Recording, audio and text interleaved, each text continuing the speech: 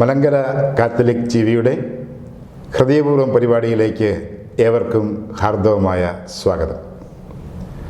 പുനരൈക്യ പ്രസ്ഥാനത്തിൻ്റെ പ്രണേതാവ് ദൈവദാസൻ മാർ ഇവാനിയോസ് തിരുമേനിയാൽ സ്ഥാപിതമായ ബഥനി സന്യാസ സമൂഹത്തിൻ്റെ ഇപ്പോഴത്തെ superior general very reverend doctor Jose Kuruvila പീടികയിൽ OSC ആണ് ഇന്ന് നമ്മോടൊപ്പമുള്ളത്. അച്ഛൻ ബഥനിയുടെ വിശേഷങ്ങൾ ഇപ്പോൾ നമ്മളുമായി പങ്കുവയ്ക്കുന്നു. അച്ഛാ, ഈ ശതാബ്ദി ആഘോഷത്തിൻ്റെ സമയത്ത് ബഥനിയുടെ ഉത്ഭവ പശ്ചാത്തലത്തെക്കുറിച്ച് ചില കാര്യങ്ങളൊക്കെ ഊഹാപോഹങ്ങളായിട്ട് കേട്ടു. പല ചോദ്യങ്ങൾ അതിനെക്കുറിച്ച് ഉയർന്നു വന്നിട്ടുണ്ടായിരുന്നു. സമൂഹത്തിൻ്റെ ഇപ്പോഴത്തെ അധ്യക്ഷൻ എന്ന നിലയിൽ അച്ഛന് ഇതിനെന്ത് മറുപടിയാണ് തരാനുള്ളത്? ബഥനിയാശ്രമത്തിൻ്റെ ചരിത്ര ഉത്ഭവത്തെക്കുറിച്ച് വ്യത്യസ്തങ്ങളായ കാര്യങ്ങൾ 2018-19 കാലയളവിൽ മാധ്യമങ്ങളിൽ ചർച്ച ചെയ്തു. ആരാണ് ബഥനിയാശ്രമ സ്ഥാപകൻ, ഏത് വർഷമാണ് ബഥനിയാശ്രമം സ്ഥാപിച്ചത് എന്നുള്ള വിഷയങ്ങളെക്കുറിച്ചൊക്കെ വ്യത്യസ്തങ്ങളായ ആശയങ്ങളും ധാരണകളും ചരിത്രകാരന്മാർ പറഞ്ഞു. ഈ കാര്യത്തിൽ ഒരു വിവാദത്തിന് ഞാനില്ല. നമുക്ക് ഇന്ന് ലഭ്യമാകുന്ന യാഥാർത്ഥ്യങ്ങളനുസരിച്ച്, വിശേഷിച്ച് കത്തുകൾ, എഴുത്തുകൾ, ഇവയുടെ പശ്ചാത്തലത്തിൽ നമുക്ക് മനസ്സിലാക്കാൻ സാധിക്കും ബഥനിയാശ്രമം സ്ഥാപിച്ചതാരാണ്, ആരാണിതിൻ്റെ പ്രഥമ വ്യക്തി, ഏത് വർഷമാണിത് സ്ഥാപിച്ചത് എന്നുള്ളത് ചരിത്രത്തിൽ കൃത്യമായ ഡോക്യുമെൻറ്റ്സോടുകൂടെ നമ്മുടെ കയ്യിൽ ലഭ്യമുണ്ട്.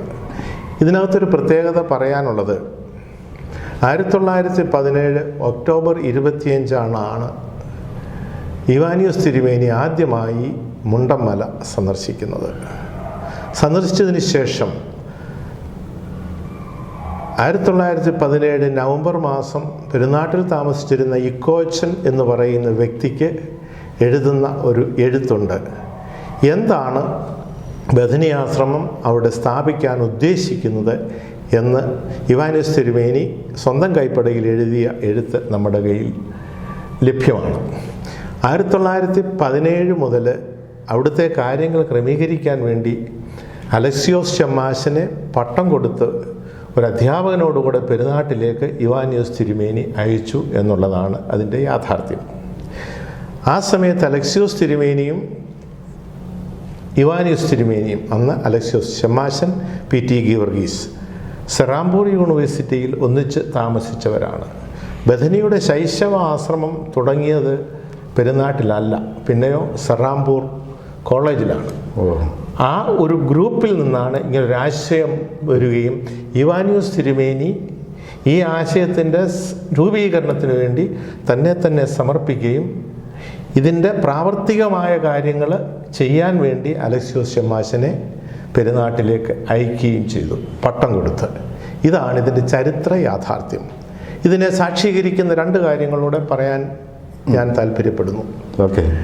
ആരാണ് ബഥനിയാശ്രമം സ്ഥാപിച്ചത്? ആരാണ് ബഥനിയാശ്രമത്തിലെ പ്രഥമ അംഗം? 1925 ഫെബ്രുവരി മാസത്തിൽ അന്നത്തെ നിർണം ഭദ്രാസന അധിപനായിരുന്ന ഗ്രിഗോറിയോസ് തിരുമേനി കുണ്ടറ സെമിനാരിയിൽ താമസിച്ചുകൊണ്ട് ഇവാനിയോസ് തിരുമേനിക്ക് റംബാൻ പട്ടം കൊടുത്തതിന് ശേഷം ഒരു കത്തെഴുതുന്നുണ്ട്. ആ കത്തിൻ്റെ തുടക്കം ഇങ്ങനെയാണ്: ബഥനിയാശ്രമ സ്ഥാപകനും പ്രഥമ അംഗവുമായ ആബോ ഗീവർഗീസിന് വാഴ്വ്. 2ാം കാതോലിക്കയായി തിരഞ്ഞെടുക്കപ്പെട്ട അദ്ദേഹം 1925 എഴുതിയ എഴുത്താണ്. ആ എഴുത്തിൻ്റെ കണ്ടന്റ് മൊത്തം പറയുന്നത് എന്താണ് ബഥനിയാശ്രമം, എന്താണ് അതിൻ്റെ ആത്മീയത, അതിന് നേതൃത്വം കൊടുത്ത വ്യക്തി ആരാണ് എന്ന് വളരെ കൃത്യമായിട്ട് ആ രേഖയിൽ നമ്മൾ വായിക്കുന്നുണ്ട്. പിന്നെ മറ്റൊരു സംശയം എന്തിനാണെന്ന് എനിക്ക് മനസ്സിലാകുന്നില്ല. രണ്ടാമത് പ്രധാനമായ ഒരു രേഖ എടുത്ത് പറയാനുള്ളത് 1919 മെയ് മാസത്തിൽ ഇറങ്ങിയ മലയാള മനോരമയുടെ എഡിറ്റോറിയൽ നാം വായിച്ചു നോക്കേണ്ടതാണ്. മലയാള മനോരമ വളരെ കൃത്യമായി പറയുന്നു, 1917 മുതൽ ആശ്രമം സ്ഥാപിക്കാനുള്ള ക്രമീകരണം പെരുന്നാട്ടിൽ നടക്കുന്നു, അത് സ്ഥാപിക്കാൻ പോകുന്നു, ആ പോകുന്നതിന് എലഞ്ഞിക്കൽ വക്കീൽ 100 ഏക്കർ സ്ഥലം യുവാനിയോസ് തിരുമേനിക്ക് കൊടുക്കുന്നു എന്ന് വളരെ കൃത്യമായി ആ എഡിറ്റോറിയലിൽ പറയുമ്പോൾ പ്രഥമ അംഗത്തിനല്ലേ സ്ഥലം കൊടുത്തത്? പ്രഥമ അംഗമല്ലേ അത് സ്ഥാപിച്ചത്, സ്വീകരിച്ചത്? ഇത് 1919 മെയ് മാസത്തിലാണ്. ആശ്രമം സ്ഥാപിക്കുന്നത് 1919 ഓഗസ്റ്റ് 15-ന്. ഇത് പറയുന്നത് വഴി ഇതിൽ പങ്കെടുത്ത ആരെയും നമ്മൾ കുറച്ച് കാണുന്നില്ല. ബഥനി സമൂഹത്തെ സംബന്ധിച്ചിടത്തോളം ബഥനിയിലെ എല്ലാ പിതാക്കന്മാരും, അന്നും ഇന്നും ജീവിക്കുന്ന എല്ലാ പിതാക്കന്മാരും, കത്തോലിക്ക സഭയിലാണെങ്കിലും ഓർത്തഡോക്സ് സഭയിലും എല്ലാ ബഥനിയാംഗങ്ങളെയും വളരെ ആദരവോടെയാണ് കാണുന്നത്. വിശേഷിച്ച് അലക്സിയോസ് തിരുമേനിയുടെ ആദ്യകാലത്തെ സേവനം, ആശ്രമത്തിന് സ്ഥാപിക്കുന്നതിന് വേണ്ടിയുള്ള സേവനം, ഭൗമികമായ കാര്യങ്ങൾ ക്രമീകരിച്ചത് വളരെ ആദരവോടെയാണ് ബഥനി ആശ്രമം നോക്കിക്കാണുന്നത്. ഇത് ചരിത്ര പശ്ചാത്തലം മുതിർന്നവരായ വ്യക്തികൾക്ക് ഒരുപക്ഷെ വളരെ ക്ലിയർ ആയിരിക്കും. പക്ഷേ ഈ ചരിത്ര പശ്ചാത്തലത്തെ ഇന്നത്തെ തലമുറ എങ്ങനെയാണ് നോക്കിക്കാണുന്നത് എന്ന് അച്ഛൻ വീക്ഷിച്ചിട്ടുണ്ടോ? തീർച്ചയായും ഇന്നത്തെ തലമുറയല്ല, ബഥനിയൻസ് നേതൃത്വം കൊടുത്ത എല്ലാ പ്രസ്ഥാനങ്ങളിലും എല്ലാ കാലങ്ങളിലും ബഥനിയുടെ ഈ യുണീക്ക്നെസ് മനസ്സിലാക്കിയിരുന്നു. അതിന്നും ബഥനി എവിടെയൊക്കെ ശുശ്രൂഷ ചെയ്യുന്നു അവിടെയെല്ലാം അത് പ്രാവർത്തികമാക്കാൻ ശ്രമിക്കുകയും ചെയ്യുന്നു. എന്താണ് ഈ ചരിത്ര വസ്തുതയിൽ നാം കാണുന്ന യാഥാർത്ഥ്യങ്ങൾ? ഒന്ന്, പുനരൈക്യം, ഒരു ഗ്ലോബൽ യൂണിഫിക്കേഷൻ. സഭ ഛിന്നമായി നിൽക്കേണ്ടതല്ല, പിന്നെയോ നാം ഒന്നിച്ചു നിന്ന് രക്ഷ പ്രസംഗിക്കേണ്ടതാണെന്നുള്ള ആ ചിന്ത മലങ്കര സഭയ്ക്ക് നേതൃത്വം കൊടുത്ത പിതാക്കന്മാർക്കും ബഥനി എവിടെയൊക്കെ പ്രവർത്തിച്ചു അവിടെയെല്ലാം വളരെ കൃത്യമായിട്ട് നമുക്ക് കാണാൻ സാധിക്കും. ഇന്ന് സമൂഹങ്ങൾ, പ്രത്യേകിച്ച് നമ്മുടെ നാട്ടിൽ, വ്യത്യസ്തങ്ങളായ കൊച്ചു കൊച്ചു ഘടകങ്ങളായിട്ട് മാറുമ്പോൾ 1930 യുവാനിയോസ് തിരുമേനി വിഭാവനം ചെയ്ത പുനരൈക്യം ഈ യൂണിഫിക്കേഷൻ്റെ വലിയ സാക്ഷ്യമാണ്. അത് ഇന്നത്തെ തലമുറയും തീർച്ചയായും ഉൾക്കൊള്ളുന്നു. രണ്ടാമതായി, പുറത്തേക്ക് പോവുക, സുവിശേഷം പ്രസംഗിക്കുക. യുവാനിയോസ് തിരുമേനിയുടെ കാലത്ത് ക്രിസ്ത്യൻ കമ്മ്യൂണിറ്റി എന്ന് പറയുന്നത്, പ്രത്യേകിച്ച് സുറിയാനി, മലങ്കര സുറിയാനി കമ്മ്യൂണിറ്റി എന്ന് പറയുന്നത് 2 പുഴകൾക്ക് മധ്യേ ഉള്ളൊരു യാഥാർത്ഥ്യമായിരുന്നു. ഇന്ന് അത് മാറി.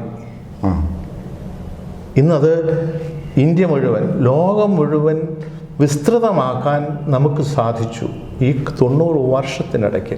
ഇത് നമ്മുടെ പിതാക്കന്മാർ ബഥനിയിലൂടെ നമുക്ക് സാക്ഷ്യപ്പെടുത്തിയ സാക്ഷ്യം ഇന്നും നിറവേറുന്നു എന്നുള്ളതിൻ്റെ യാഥാർത്ഥ്യമാണ്. ഈ 2 പുഴകൾ ഏതെന്ന് ചോദിച്ചാൽ ഭാരതപ്പുഴയും കിളിമാനൂർ പുഴയും. ഈ 2 പുഴകൾക്കിടയ്ക്കായിരുന്നു സുറിയാനി ക്രിസ്ത്യാനികളുടെ പ്രധാനമായ വാസം. അതിന് പുറത്തേക്ക് സുവിശേഷം കൊണ്ടുചെല്ലാൻ യുവാനിയോസ് തിരുമേനി ശ്രമിച്ചു. അദ്ദേഹം തന്നെ പറയുന്നുണ്ട്, മനുഷ്യർ തിരുവിതാംകൂറിന് പുറത്തുമുണ്ടെന്ന് മലങ്കര സഭ മനസ്സിലാക്കണമെന്ന് അദ്ദേഹം തന്നെ ഓർപ്പിക്കുന്നുണ്ട്.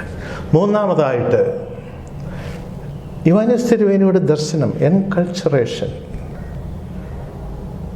ഏത്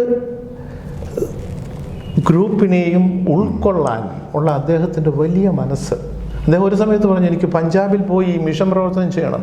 വേറൊരു സമയത്ത് തിരുമൂലപുരത്തെ സിസ്റ്റേഴ്സിനോട് പറഞ്ഞു, നിങ്ങൾ അവിടെ നല്ല ഇടയിൽ സ്കൂൾ തുടങ്ങി അടുത്തുള്ള ഹരിജൻ കുട്ടികളെ എടുത്ത് അവരെ പഠിപ്പിക്കണം, വസ്ത്രം ധരിപ്പിക്കുന്നത് പറയണം, എങ്ങനെ ചികിത്സിക്കണം, ഈ വിഷയം അവരെ പഠിപ്പിക്കണം.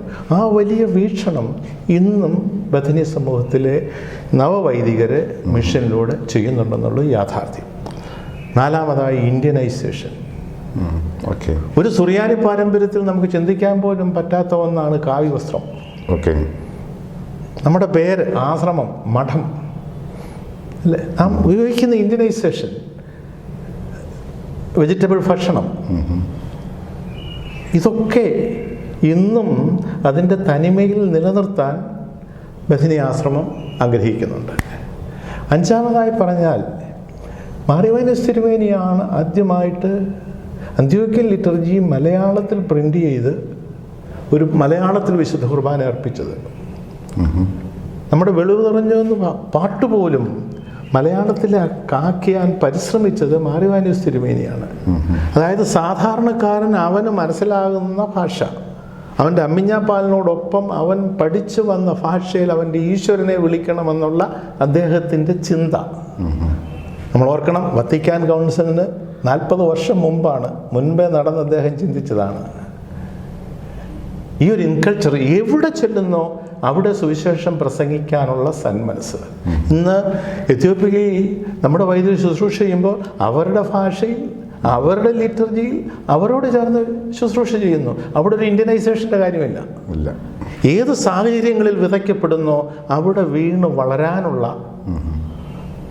ഒരു തുറവി മനസ്സ് എന്നും ബഥനി സൂക്ഷിച്ചിട്ടുണ്ട്. ആശ്രമ സ്ഥാപനത്തോടൊപ്പം ഇവാനിയോസ് തിരുമേനി തുടങ്ങിയ മറ്റ് വലിയ ഒരു പ്രസ്ഥാനമാണ് വിദ്യാഭ്യാസം. അദ്ദേഹം തന്നെ മലങ്കര സഭയിലെ ആദ്യത്തെ MAHനായിരുന്നു. വിദ്യാഭ്യാസ പ്രവർത്തനങ്ങൾക്ക് അദ്ദേഹം പ്രത്യേകമായിട്ട് നേതൃത്വം കൊടുത്തു. ഇന്നും ബഥനി ലോകത്തിൻ്റെ നാനാഭാഗങ്ങളിൽ വിദ്യാഭ്യാസ പ്രവർത്തനങ്ങളിൽ മുഴുകുന്നു. എല്ലാ മേഖലയിലും, ആരോഗ്യ മേഖലയിൽ, സാമ്പത്തിക മേഖലയിലുള്ള വിദ്യാഭ്യാസം, വില്ലേജ് ലെവലുള്ള വിദ്യാഭ്യാസം, എല്ലാ മേഖലയിലും ആ വിദ്യാഭ്യാസം കൊടുക്കാൻ ബഥനിക്ക് സാധിക്കുന്നു. അതുപോലെ തന്നെ ആരോഗ്യ മേഖല, മുണ്ടമ്മല ആശ്രമത്തിലെ ഒരു വലിയ ശുശ്രൂഷയായിരുന്നു അവിടുത്തെ ആശുപത്രിയുടെ ശുശ്രൂഷ. വിശേഷിച്ച് ശബരിമലയ്ക്ക് പോകുന്ന അയ്യപ്പ ഭക്തരെ പലപ്പോഴും അവശരാകുന്നവരെ ആശ്രമത്തിൽ സ്വീകരിച്ച് ശുശ്രൂഷ ചരിത്രത്തിൽ രേഖപ്പെടുത്തിയിട്ടുണ്ട്. ഇതേ ശുശ്രൂഷ ഇന്നും ബഥനിയിൽ തുടരുന്നു. എത്യോപ്യയിലെ നമ്മുടെ ഒരു ക്ലിനിക്കിൽ തന്നെ 2000-ലധികം പേഷ്യൻസാണ് ഒരു ദിവസം ചികിത്സ തേടി വരുന്നത്. അതുകൊണ്ട് ഇന്നത്തെ തലമുറയും ഈ കാര്യത്തിൽ ഒരു വിമുഖത കാണിച്ചിട്ടില്ല. അച്ഛാ, ഈ വിഷയത്തിൽ അവസാനമായി എനിക്ക് പറയാനുള്ളത്, ബഥനിയാശ്രമം സ്ഥാപിക്കുന്നതിന് വേണ്ടി ഇവാനിയോസ് തിരുമേനി 3 സ്ഥലങ്ങളാണ് പ്രധാനമായിട്ടും ശ്രദ്ധിച്ചത്. 1 കുന്നംകുളത്ത്, 2 കോട്ടയത്ത്, 3 പെരുന്നാട്ടിൽ. അവസാനം അദ്ദേഹം പെരുന്നാട് തിരഞ്ഞെടുക്കുകയായിരുന്നു. കാരണം ഹരിതമായ ഭൂമി, വളക്കൂറുള്ള മണ്ണ്, എന്ത് നട്ടാലും 100ആയിട്ട് തിരിച്ചു വരുന്ന മണ്ണ്. ഈ ഒരു വലിയ ശുശ്രൂഷ ഇന്നും ബഥനി കാർഷിക മേഖലയിലും ചെയ്യുന്നുണ്ട്. നമുക്കറിയാം, ഗ്രിഗോറിയോസ് തിരുമേനി ലോകത്തിൽ എവിടെ എന്ത് ചെടി കണ്ടാലും ഇവിടെ കൊണ്ടുവന്ന് സ്ഥാപിച്ചു. അന്നേരം ബഥനിയാശ്രമത്തിന് പ്രകൃതിയോടുള്ള ബന്ധം ഇന്നും ഈ തരത്തിലുള്ള ആശ്രമ ശൈലികൾ ജീവിക്കുന്നവർ ആശ്രമത്തിലുണ്ടെന്നുള്ളതാണ്. അതുകൊണ്ട് പുതിയ തലമുറയല്ല, ബഥനിയിലെ എല്ലാ തലമുറകളും ബഥനിയുടെ ഉത്ഭവ ചരിത്രം അതിൻ്റെ സ്പിരിറ്റിൽ ഏറ്റെടുത്ത് അവരുടെ പ്രവർത്തനങ്ങളിൽ വ്യാപരിപ്പിച്ചിട്ടുണ്ട് എന്നുള്ളത് ഒരു യാഥാർത്ഥ്യമാണ്. മാർ ഇവാനിയോസ് തിരുമേനിയെക്കുറിച്ച് പറയുമ്പോൾ അദ്ദേഹത്തിൻ്റെ നിരവധിയായ വ്യക്തിത്വ തലങ്ങൾ അച്ഛനിപ്പോൾ സൂചിപ്പിക്കുകയുണ്ടായി. വിദ്യാഭ്യാസ തലം, ആരോഗ്യതലം, പ്രകൃതിയുമായിട്ടുള്ള ബന്ധം, ഇതെല്ലാം വളരെ മനോഹരമായിരിക്കുന്നു. ഒരു ചോദ്യം, സമൂഹം, ബഥനി സന്യാസ സമൂഹം, അതിൻ്റെ സ്ഥാപകൻ എന്ന നിലയിൽ ദൈവദാസൻ മാർ ഇവാനിയോസ് തിരുമേനിയിൽ കണ്ട പ്രത്യേകമായ വ്യക്തിത്വം എന്താ? വളരെ നല്ല ഒരു ചോദ്യം. നമുക്കറിയാം, കാലാകാലങ്ങളിൽ സഭയുടെ രക്ഷയ്ക്ക് ഈശ്വരൻ ചില പ്രത്യേക വ്യക്തികളെ നിയോഗിച്ച് സഭയെ വിശുദ്ധീകരിക്കുന്നതായിട്ടാണ് സഭാചരിത്രം നമ്മെ പഠിപ്പിക്കുന്നത്. മലങ്കര സഭയെ സംബന്ധിച്ചിടത്തോളം, ബഥനിയെ സംബന്ധിച്ചിടത്തോളം ഈ ഒരു സ്ഥാനത്താണ് ഇവാനിയോസ് തിരുമേനിയെ കാണുന്നതും അദ്ദേഹത്തിൻ്റെ കൂടെ നിന്നവരും ഇന്നും കാണുന്നത്. അദ്ദേഹത്തിൻ്റെ സന്തത സഹചാരിയായ എബ്രഹാം പടിഞ്ഞാറേമണ്ണിൽ അച്ഛൻ അദ്ദേഹത്തിന് എഴുതുന്ന ഒരു എഴുത്തുണ്ട്. അതിൽ എബ്രഹാം അച്ഛൻ പറയുന്നത്, അങ്ങിലല്ലാതെ ഞങ്ങൾ പുണ്യം എവിടെ കാണുന്നു, അങ്ങിലല്ലാതെ ഞങ്ങൾ പുണ്യം എവിടെ ദർശിക്കും. ഏകദേശം ഒരു 40 വർഷം കൂടെ താമസിച്ച ആൾ എഴുതുന്ന എഴുത്താണ്. അതുകൊണ്ട് സമൂഹാംഗങ്ങൾ, ബഥനി സമൂഹം ഇവാനിയോസ് തിരുമേനിയെ കാണുന്നത് ദൈവാത്മാവിനാൽ നിരന്തരം നിറഞ്ഞ് സമൂഹത്തിനു വേണ്ടി, സഭയ്ക്ക് വേണ്ടി സ്വജീവിതം സമർപ്പിച്ച വലിയ പിതാവ്. അതിൻ്റെ ഏറ്റവും രൂപമായ ഭാവമായിരുന്നു ബഥനിയാശ്രമം. കാരണം ദൈവസേവനത്തിന് വേണ്ടി എന്ത് വേണമെന്ന് അദ്ദേഹത്തിൻ്റെ ചിന്താധാരണികളിൽ തന്നെ കാണാം. ഒരു സുവിശേഷ സംഘം മതിയോ, ഒരു മിഷനറി ഗ്രൂപ്പ് മതിയോ? അവസാനം പറഞ്ഞു, സകലതും ഉപേക്ഷിച്ച് ദൈവത്തിന് വേണ്ടി ജീവിക്കുന്ന ഒരു കൂട്ടം മനുഷ്യർക്ക് മാത്രമേ ദൈവത്തെ കൊടുക്കാൻ സാധിക്കുകയുള്ളൂ. ഈ പുണ്യമാണ് ഇവാനിയോസ് തിരുമേനി കണ്ടത്. അതിൽ ദൈവീക പുണ്യങ്ങളായ വിശ്വാസം, ശരണം, പ്രത്യാശ. നമുക്കറിയാം, അദ്ദേഹം ഏത് സ്ഥാനവും വിട്ടെറിഞ്ഞിട്ട് പോകാനുള്ള മനസ്സ്. പ്രിൻസിപ്പൽ സ്ഥാനം വിട്ടെറിഞ്ഞു, പ്രൊഫസർ സ്ഥാനം വിട്ടെറിഞ്ഞു, ബഥനിയുടെ ആസ്ഥാനമായ പെരുന്നാട് വിട്ടെറിഞ്ഞു. ഏതും വിട്ടെറിഞ്ഞിട്ട് ദൈവത്തിൽ ആശ്രയിച്ചുകൊണ്ട് പോകാനുള്ള വലിയ പുണ്യം എന്നും ബഥനി വളരെ ശ്രേഷ്ഠമായിട്ടാണ് കാണുന്നത്. റാന്നി, പെരുന്നാട്, ശബരിമല, വടശ്ശേരിക്കര, മലഞ്ചെരുവുകളിൽ ആ കാലത്ത് ഒരു ആശുപത്രിയില്ല. പെരുന്നാട്ടിൽ അദ്ദേഹം ആശുപത്രി തുടങ്ങണമെന്നുള്ളതാണ് അദ്ദേഹത്തിൻ്റെ ഒന്നാമത്തെ തീരുമാനം. അത് പ്രാവർത്തികമാക്കുകയും ചെയ്തു. രണ്ടാമതായി അദ്ദേഹം ചെയ്തത് ആശ്രമ സ്ഥാപനത്തോടൊപ്പം അനാഥ കുഞ്ഞുങ്ങൾ, ഒരു വിധം പറഞ്ഞാൽ ആശ്രമം സ്ഥാപിക്കുന്നതിന് മുമ്പ് തന്നെ അനാഥാലയം അദ്ദേഹം സ്ഥാപിച്ചിട്ടുണ്ട്. മൂന്നാമത് ബഥനിയുടെ അഗതി മന്ദിരം ആ കാലത്ത് വളരെ പ്രസിദ്ധമായിരുന്നു. ശബരിമലയിലേക്ക് പോകുന്ന അയ്യപ്പ ഭക്തന്മാർ, ആ കാലത്ത് വണ്ടിയില്ല, നടന്നു പോകുന്നവർ വിശന്നും ദാഹിച്ചും അന്തിക്ക് അഭയം തേടുന്നത് എവിടെയാണ്? ബഥനിയാശ്രമത്തിൻ്റെ അങ്ങനെ വലിയ പരസ്നേഹത്തോട് കൂടെ ജീവിച്ച ഒരു വ്യക്തിയായിരുന്നു അദ്ദേഹം. അതുപോലെ തന്നെ അദ്ദേഹത്തിനും സഭയോടും സമൂഹത്തോടുമുള്ള പ്രതിബദ്ധത വളരെ വലുതായിരുന്നു. നമുക്കറിയാം, മൂന്നാം സഭ അദ്ദേഹം സ്ഥാപിച്ചു. അൽമായർക്ക് വേണ്ടി ക്രിസ്തീയ ജീവിതവും വിശ്വാസ ജീവിതവും എങ്ങനെ പ്രാവർത്തികമാക്കാമെന്ന് മൂന്നാം സഭ അദ്ദേഹം സ്ഥാപിച്ചു. സമൂഹത്തിലെ സ്ത്രീകളുടെ ഉദ്ധാരണത്തിനു വേണ്ടി അദ്ദേഹം കന്യാമഠം സ്ഥാപിച്ചു, ബാലികാമഠം സ്കൂള് പുനരുദ്ധരിച്ചു. ഇങ്ങനെ പരസ്നേഹത്തിൻ്റെ വലിയ മാതൃകകളാണ് നമ്മൾ അദ്ദേഹത്തിൽ കാണുന്നത്. അതുപോലെ തന്നെ തീക്ഷ്ണമായ സഭാസ്നേഹം, സത്യവിശ്വാസത്തിനു വേണ്ടി, സത്യസഭയ്ക്ക് വേണ്ടി ബാക്കി എന്തും ഉപേക്ഷിക്കാനുള്ള മനസ്സ്. ബൈബിളിൽ പറയുന്നില്ലേ, ഒരുത്തൻ വയലിൽ ഒരു നിധി കണ്ടു, അവൻ ചെന്നത് എനിക്കുള്ളതെല്ലാം വിറ്റ് അത് സ്വന്തമാക്കി. അതുവരെ ഉണ്ടായിരുന്ന സകലതും വേണ്ടെന്ന് വെച്ചിട്ട് എന്ത് ചെയ്യുന്നു? സത്യസഭയോടുള്ള സ്നേഹം. പിന്നെ സുവിശേഷ പുണ്യങ്ങൾ. സുവിശേഷ പുണ്യങ്ങളെ വളരെ പ്രത്യേകമായി അദ്ദേഹത്തിൻ്റെ ഉപദേശങ്ങൾ നമുക്ക് കാണാൻ സാധിക്കും. സുവിശേഷ പുണ്യങ്ങളായ ദാരിദ്ര്യം, ബ്രഹ്മചര്യം, അനുസരണം, ക്ഷമ, വിനയം, ഇങ്ങനെയുള്ള സദ്ഗുണങ്ങളുടെ ഒരു വിളനിലമായിരുന്നു അദ്ദേഹം. അദ്ദേഹത്തിൻ്റെ കൂടെയുള്ളവർക്കെല്ലാം അത് ബോധ്യപ്പെട്ടു. സഭയ്ക്ക് ബോധ്യപ്പെട്ടു, സമൂഹത്തിന് ബോധ്യപ്പെട്ടു, അദ്ദേഹത്തിൻ്റെ അനുചരന്മാർക്കും ബോധ്യപ്പെട്ടു. അതുകൊണ്ടാണ് 1930 പുനരൈക്യം നടക്കുമ്പോൾ അന്നുണ്ടായിരുന്ന മെമ്പേഴ്സിൽ ഒരാളൊഴികെ ബാക്കിയുള്ള എല്ലാവരും അദ്ദേഹത്തിൻ്റെ ആ നേതൃത്വ ഗുണത്തിൽ ആകൃഷ്ടരായിട്ടാണ് ശൂന്യതയിലേക്ക് എടുത്തു ചാടുന്നത്. ഒരു സെക്യൂരിറ്റിയും ഇല്ല. ഒന്നാം ദിവസം അവരവിടെ താമസിച്ച്, വള്ളത്തേൽ വന്ന് താമസിച്ചു, പുല്ലാട് വന്ന് താമസിച്ചു. ഒരു സെക്യൂരിറ്റിയും ഇല്ലാതെ ഒരു ഇടയനെ നോക്കി പോകാൻ തക്കവണ്ണം ശക്തനായിരുന്നു ആ ഇടയൻ എന്നുള്ള ചിന്ത. അതാണ് ആ വിശിഷ്ട വ്യക്തിത്വത്തിൻ്റെ വലിയ ഗുണം. അതിന്നും സമൂഹങ്ങൾ ആ ആദരവോടെയാണ് അദ്ദേഹത്തെ കാണുന്നത്. അച്ഛാ, ഈ സന്യാസാധിഷ്ഠിത ജീവിതചര്യയാണല്ലോ ബഥനി സന്യാസ സമൂഹം സ്വീകരിച്ചിരിക്കുന്നത്. അതിനുള്ള ഒരു ഉൾപ്രേരണ ലഭിച്ചിരിക്കുന്നതും ദൈവദാസൻ മാർ ഇവാനിയോസ് തിരുമേനിയിൽ നിന്നാണെന്ന് മനസ്സിലാക്കി. പക്ഷേ ഇന്ന് now we are living in A digital world, ഒരു മോഡേൺ വേൾഡാണിത്. ഈ പറയുന്ന സന്യാസാധിഷ്ഠിത ജീവിതചര്യകൾക്ക് ഇന്നത്തെ ഈ സമൂഹത്തിൽ വലിയ പ്രാധാന്യമുണ്ടോ? തീർച്ചയായിട്ടും. സന്യാസം ഒരിക്കലും മാറുന്നില്ല.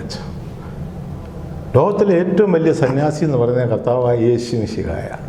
ആ മിശിഹായെ അനുധാവനം ചെയ്യുന്നവന് ഏത് കാലാവസ്ഥ മാറിയാലും, ഏത് കാലം മാറിയാലും, ഏത് കൾച്ചർ മാറിയാലും, ഏത് മീഡിയ വന്നാലും അവൻ്റെ അടിസ്ഥാനപരമായ പ്രതിബദ്ധത കർത്താവായ യേശു ക്രിസ്തുവാണ്.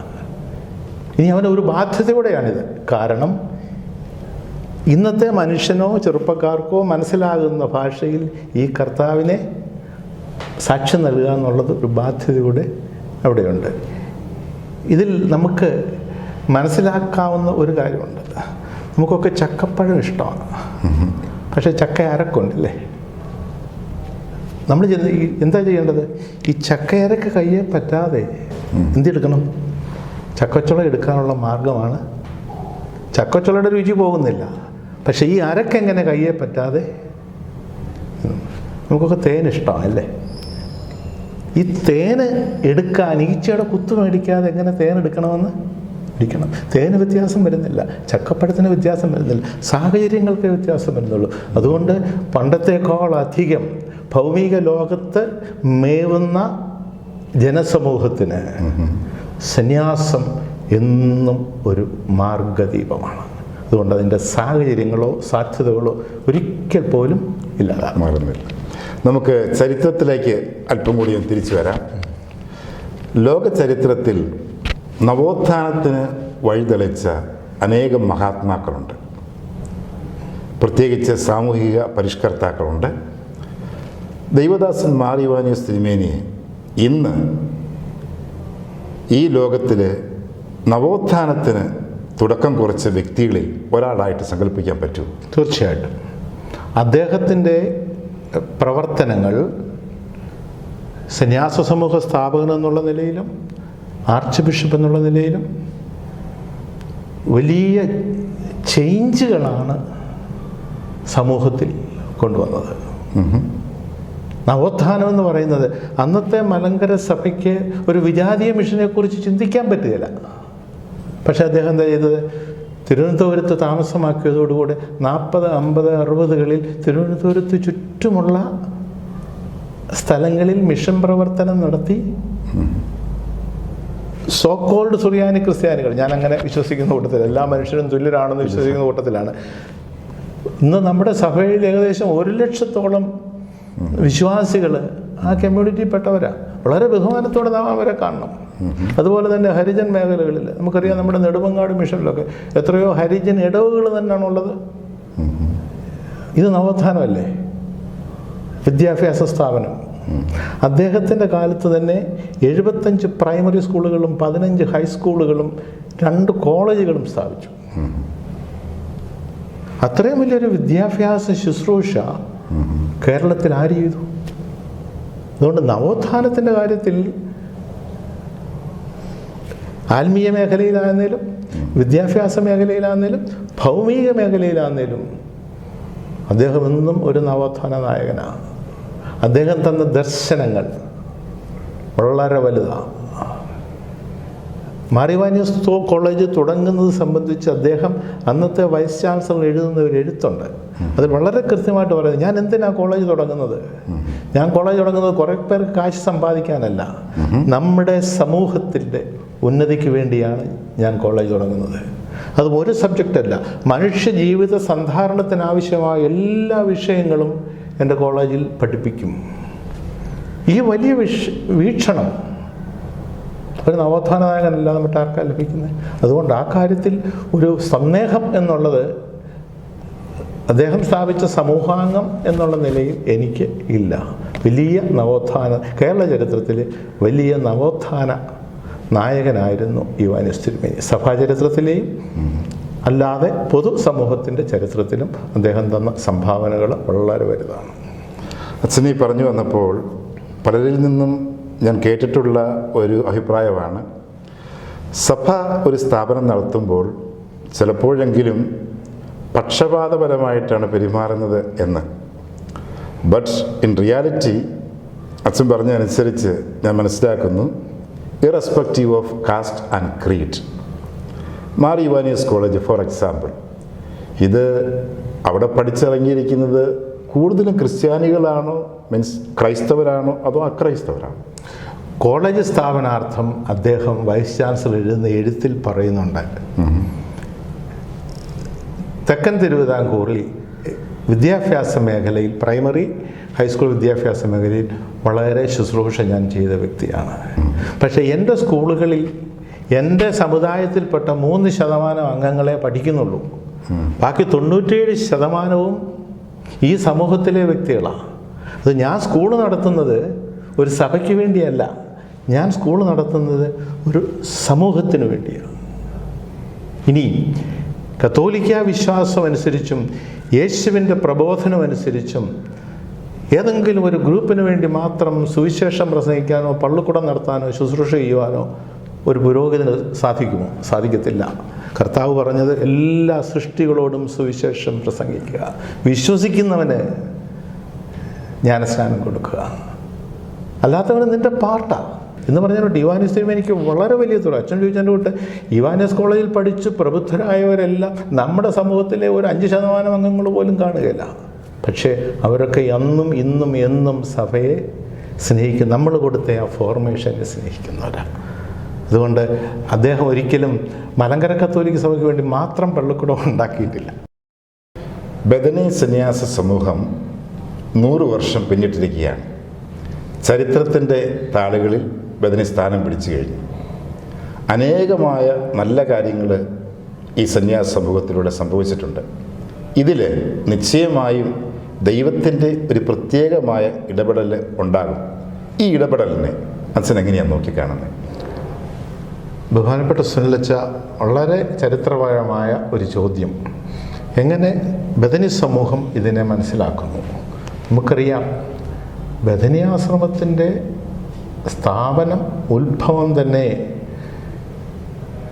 മലങ്കര സഭയിലൂടെ ഭാരതത്തിൽ സുവിശേഷം എത്തിക്കുക എന്നുള്ള വലിയ വീക്ഷണമായിരുന്നു.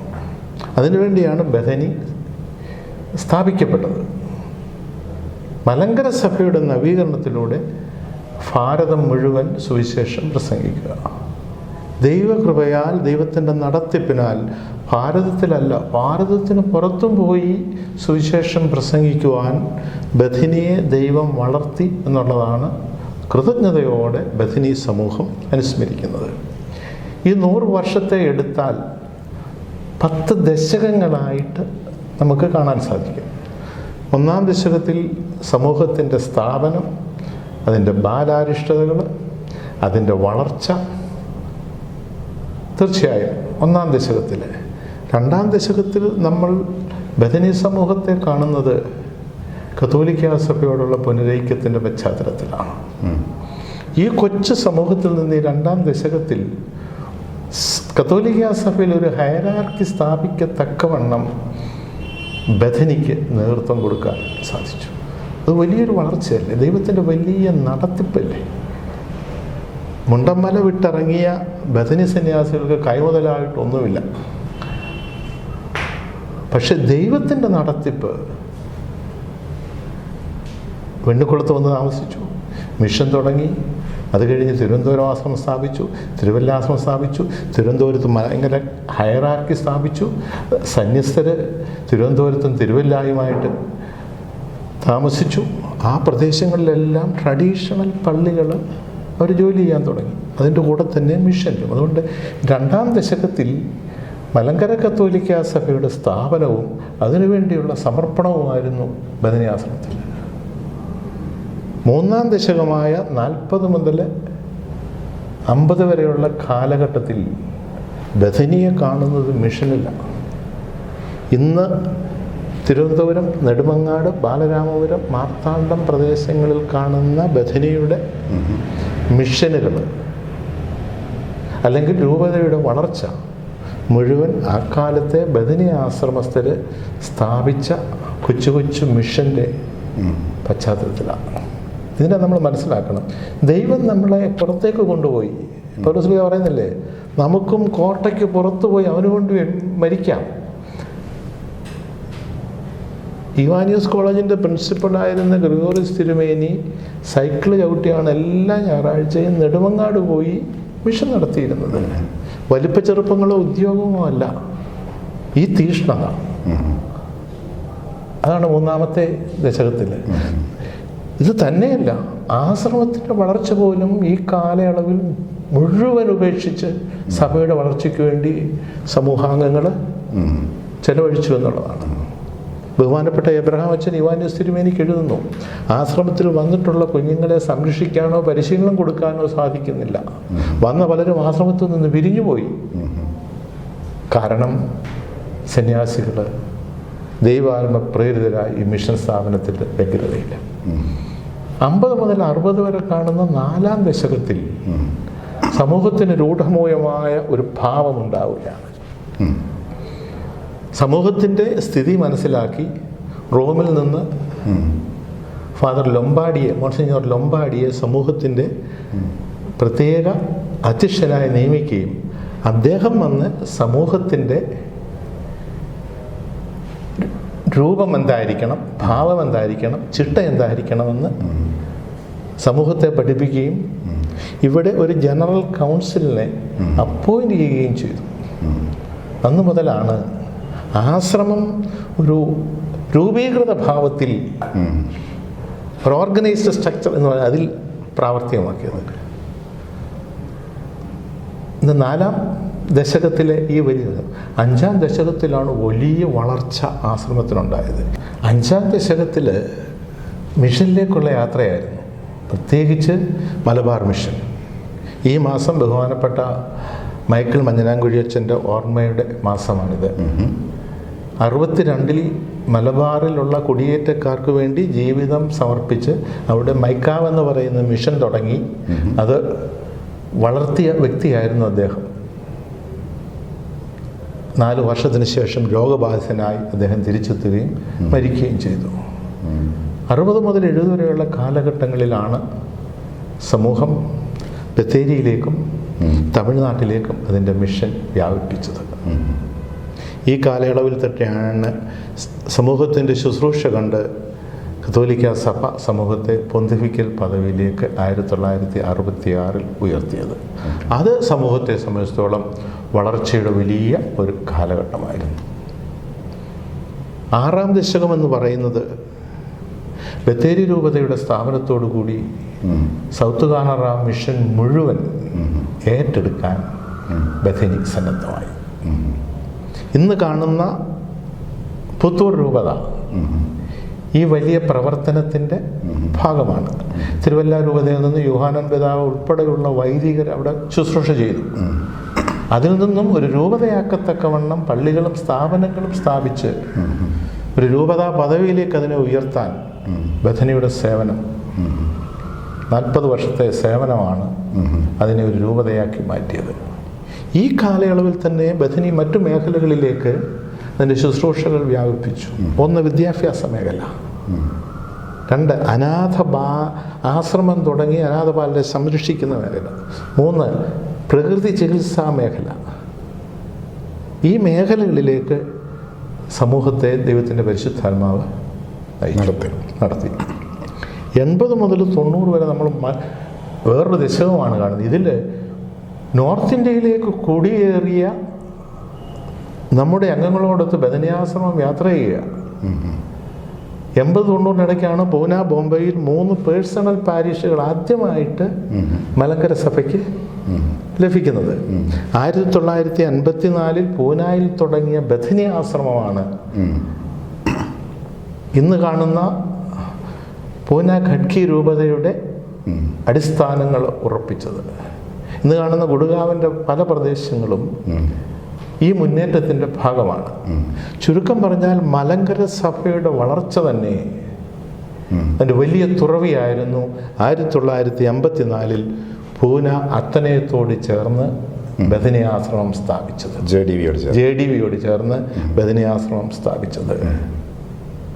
അറിവും വിദ്യാഭ്യാസവും മാത്രമല്ല, സഭയുടെ ദേശീയ തലത്തിലേക്കും അന്തർദേശീയ തലത്തിലേക്കും മലങ്കര സഭയെ ഉയർത്തിയത് ബഥനിയാശ്രമത്തിൻ്റെ സ്ഥാപനത്തോടു കൂടെയാണ്. കാരണം നമ്മളും അവരുടെ കൂടെ എണ്ണപ്പെട്ടു. ആ ബഥനിയാശ്രമത്തിലെ ആദ്യത്തെ വ്യക്തിയാണ് മലങ്കര കത്തോലിക്ക സഭയിലെ ആദ്യത്തെ കാതോലിക്ക ബാവ തിരുമേനി. ഇക്കാലത്ത് നമുക്ക് ആരെ അറിയാമെന്നുള്ളതാണ് പ്രധാനപ്പെട്ടത്, എന്തറിയാമെന്നുള്ളതല്ല. അങ്ങനെ ഒരു അന്താരാഷ്ട്ര തലത്തിലേക്ക് സഭയെ വളർത്താൻ ഇതിന് സാധിച്ചു. 80-90 കാലഘട്ടങ്ങളിൽ ബോംബെയിലെ മിഷന്, പൂന മിഷൻ ശക്തമായി.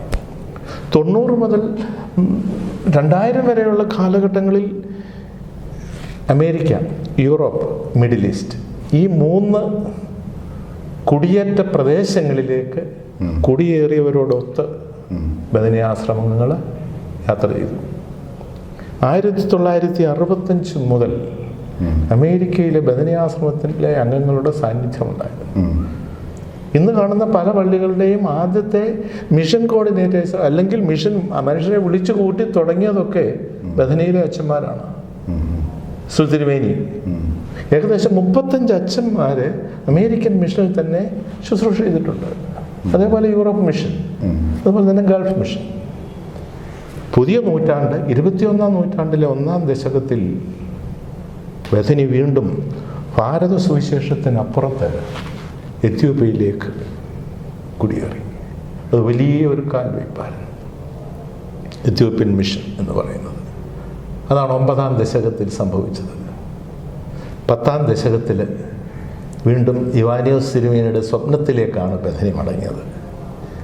നോർത്ത് ഇന്ത്യൻ മിഷൻ 1918 പഞ്ചാബിൽ പോയി മിഷൻ ചെയ്യണമെന്ന് ആഗ്രഹിച്ച ഇവാനിയോസ് തിരുമേനി അദ്ദേഹം സ്ഥാപിച്ച സമൂഹത്തിലെ അംഗങ്ങൾ 2012 പഞ്ചാബിൽ ആശ്രമം സ്ഥാപിച്ച് മിഷൻ പ്രവർത്തനം തുടങ്ങി. ഇന്ന് നമുക്ക് കേരളത്തിലെ ഇന്ത്യയിലെ മിക്കവാറും എല്ലാ സംസ്ഥാനങ്ങളിലും ആശ്രമവും ആശ്രമ സംവിധാനങ്ങളും നിലനിൽക്കുന്നുണ്ട്. അതുകൊണ്ട് ഈ 10 ദശകങ്ങളിൽ ദൈവത്തിൻ്റെ അത്ഭുതകരമായ നടത്തിപ്പ് ബഥനി ആശ്രമത്തിൽ അനുഭവപ്പെട്ടു.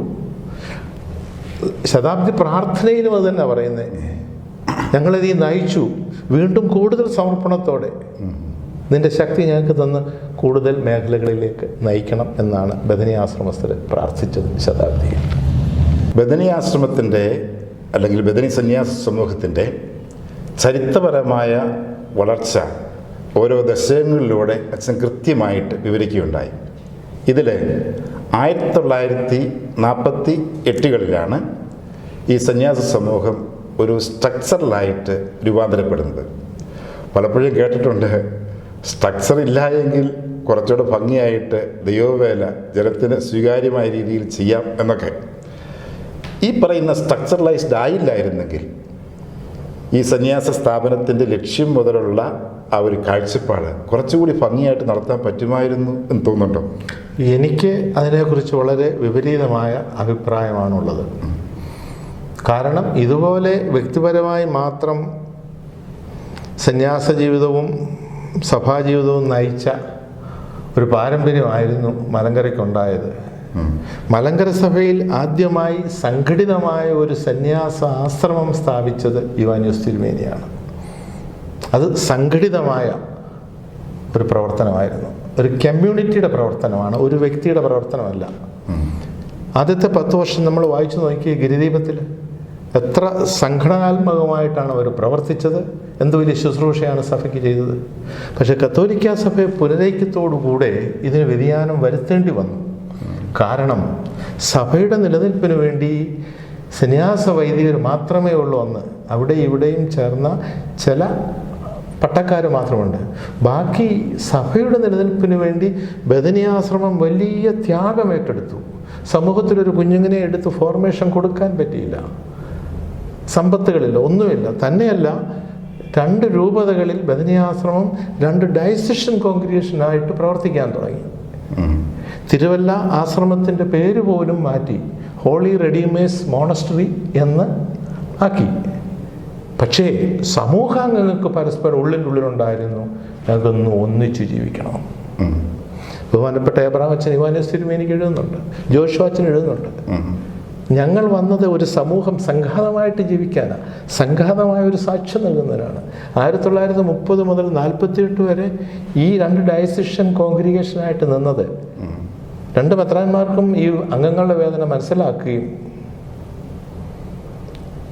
ഇന്ത്യയിലെ മാർപ്പാപ്പായുടെ പ്രതിനിധി അത് അംഗീകരിക്കുകയും സമൂഹത്തിന് ഒരു ഭരണ സംവിധാനം നിലനിർത്തണമെന്ന് 1948 ആദ്യമായി സമൂഹത്തിന് ഇവാനിയോസ് തിരുമേനി അല്ലാത്ത, അന്ന് അദ്ദേഹം മേൽപ്പട്ടക്കാരനാണ്, ഒരു superior general father John Kuzhimeppurath select ചെയ്ത് ഒരു കൗൺസിൽ രൂപീകരിക്കുകയും ചെയ്തു.